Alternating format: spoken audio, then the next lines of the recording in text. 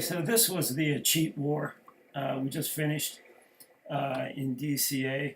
The opponent clan did the standard Xmod cheat. Not much to say about it other than it's unless both sides are playing that cheat, the war's practically over before it starts. So we had two of our guys opt out. Ayaki and Mark just weren't going to play under this, and respect that decision. But a number of our guys did attack and used it as a practice war. So here's Dr. Gobble, PhD in Dragon Attacks, trying his hand at a go wipe. So we'll go ahead and play this. So he actually asked for a commentary on this. I haven't seen the account. So he trips the CC, drops the poison, decent enough. Actually, it looks like he has two poisons there. He does. So that should take care of the dragon quite nicely. So he's got low-level golems and has not run the attack before. So actually, I'll go ahead and slow this down. So yeah, he's got. So the first mistake is he sends the golem all by itself, and then sends the wall breakers into range of the whiz tower, which is a huge no-no. So the object is to distract the whiz tower. So he should have sent those. So after he had that first golem down, should have got the wizards out, and then dropped the wall breakers off a little bit more to the right, and he would have punched through at least where that Tesla is, or conversely put the golem down on the right and busted through on the left. But now he's wasted his wall breakers, and he still has that significant problem of a mortar there, which is going to really put an F job on his wizards there. The wizards don't have any support in front of them, but the Pekkas have gotten through. He's got a rage in there, and he's doing not too badly for his first attack. But the idea, and this was, I think Sarge commented on this in Kakeo, is deployment really is 80 or 90% of the battle with this attack. And he still did okay, but you can kind of see the wizards getting picked off. So once again, the idea, the thing I like to do when I run this, particularly because I know I've got problem getting troops out, is I start my golems way to the edge of the board, even though the red line is inside. I start my golems back. That gives me time to get the wizards out behind them. So it's really, you have to physically manage yourself here. So in fact, on this one, because there's more space from 12 to 3, all else being equal, I probably would have attacked from that side and used the fact that the golems move slowly to get to the wall, get the wizards out behind them, and then the Pekka. And actually, I would have, the other adjustment I would have made to this attack, he had 3 low-level Pekkas on here, and then another Pekka in the CC. I would have gone with 2 witches in the CC and got a bunch of Larrys out there running that thing around. So that was the commentary on that. So back to the war here. We'll go over some of the attacks. Like I said, this is going to be my last recording for a while. I'm going on the road next week, so I won't have access to the iMac that I actually make these on. So this was a TH11. The war bonus on this was around, I think, 730 or 740. So this is the biggest that I've hit with drags. And you'll see the usual start there. I dropped a Quake on the Town Hall. Then I only put out 2 dragons. I was trying to eat a little bit through there before I let loose the main thrust of the dragons, because I knew that was going to set off the eagle. So there, the Town Hall's gone, and I'm up around 40%. I've got both of my heroes out. And the great thing here is the eagle actually targeted that one barb that spun off the BK, which gave the queen just enough time to get 2. So very fortunate in that attack to get the 2nd star. I really thought that was only going to be a 1-star city.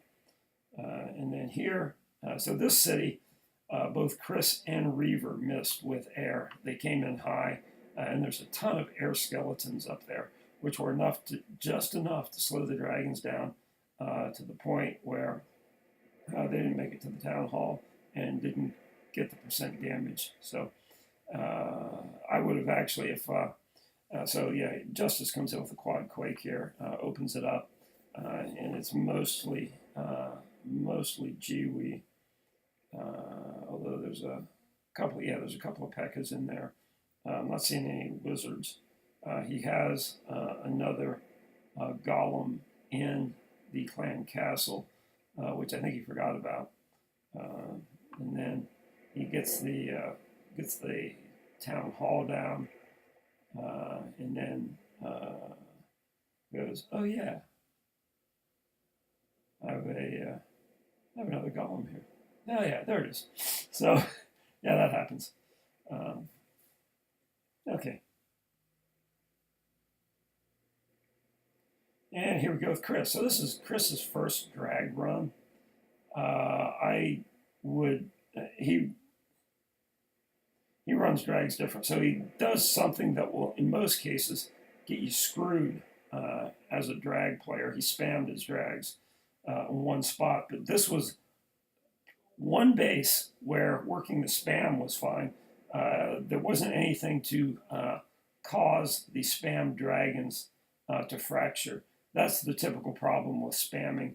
When you do that, they'll typically expand out on most base designs, but this was the one perfect design for him to take that out, so it worked. Yeah, you see most of our drag runners drop the rages in a triangle pattern, but this base really wasn't conducive to that, so that was absolutely the right answer for that. And then here's, well, me again. So this is the base. Sarge hit this base last war or war or two ago. This is Ilkar's base, so it tends to be a really tough base to get from ground. But as you've seen, we've been slapping it around quite handily with air. And here's the basic approach. Since I have both of my heroes, the BK pretty much tanking for the queen, although I'm losing the queen there, so I better get on that. Yeah, got to get on the queen. And I've got the king's ability there. So now I'm getting a little damage on that CC dragon, got the poison on it. So we're just going to kind of let that dragon baste a little bit in there. Just about dead, just about, and gone. Okay, so now the CC is taken care of, and I've got 12 dragons and a hound left, and one of the ADs down, so this is pretty much all over but the shouting here. So Doom, kind of my typical spread, 2 rages, and then this time actually it was a triangle, but not the usual triangle. I did drop that last rage over the town hall, so that was a slight adjustment from what you normally see when I run them. And that was that. And down here, Swan. So yeah, typical square base. This one does have the air defenses kind of side by side. So in general, this is the kind of base we used to run 2 hounds at, but we found that we can get rid of it quite handily with 1 hound. So he doesn't have his king, so he just used the queen to take out that corner, and you see why he took out that corner. That corner is really covered by the air defense. So here he was able to get a little bit of damage done. He did lose that 1 dragon in the corner, but now he's got exactly what he wants. Yeah, the CC drags out. He's got poison on it. He's got one of those air defenses frozen. The other one had the hound on top it. Now the rage is actually, I'd have probably raged 2 or 3 seconds earlier on this one. He's actually a little late with his rage, but now he's got the triangle drag kill zone focused right in on the town hall. He had 1 freeze left, and I think he froze that air sweeper there just to make sure it didn't blow the rest of his dragons out of the way. But yeah, really nice, straightforward drag run here. And then moving down, Justice got that, John hit that one. So this is Sarge's second Jai Ho run. He tried it at against a TH-10 after watching guys run it against 10s on YouTube videos, and said it looked like he could do it. But you see here, really good entry point. The Giants took out that first air defense, so he got his healers behind the main thrust, got his heroes in,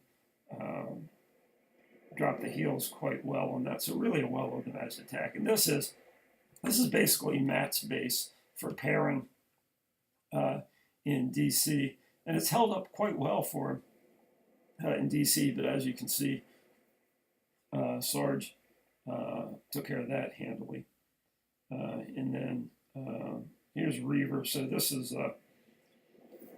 pretty much criminal, an 11. So even though Reaver's a new 11, with his 10s, he was having no trouble clobbering 9s.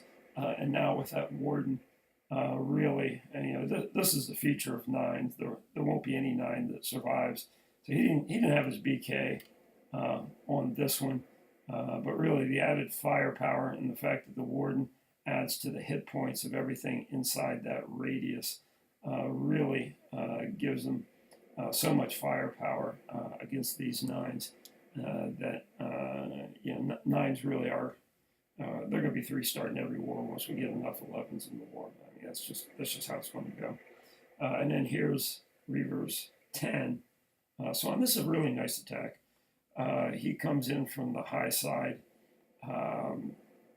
splits through both of those cells. The P.E.K.K.A.s are coming in. Once he gets rid of the mortar there on the top, he brings the witches in. Nice jump there to get through a couple of cells.